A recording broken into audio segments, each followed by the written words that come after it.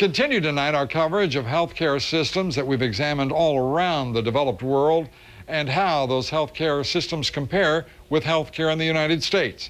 Tonight we take a look at Mexico.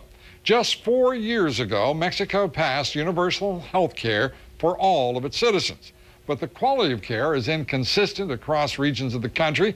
Life expectancy in Mexico is 76 years. Katie Pilgrim has our report. Less than a decade ago, half of Mexico's population, 50 million people, were uninsured, and it was getting steadily worse. The poor getting poorer. A real social crisis, according to a World Bank official who specializes in Mexican health care. This was unbefitting a great nation and a country that is one of the 10 or 12 largest economies in the world. The desperately poor were caught, according to Julio Frank, who led health care reform as Mexico's Minister of Health from 2000 to 2006. We were able to estimate that there were about between 3 and 4 million families every year that were thrown into poverty because they had to pay for health care. Now 35 million of the 50 million people who were previously uninsured are now covered under Mexico's new People's Insurance Plan. Frank says the country is back on track to provide universal health care by the end of 2010.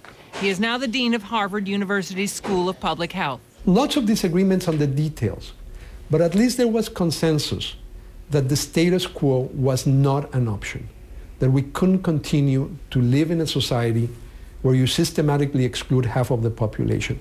Mexico still has a long way to go in terms of quality of care. Mexico only spends 6.2% of GDP on health care, about $97 billion, compared to 16% of GDP spent in the United States. That works out to $527 per each person a year, compared to $7,290 in the United States. There is one doctor to every 500 people in Mexico, compared to 1 to 416 in the United States. Life expectancy is 76 years, 2 years lower than in the U.S.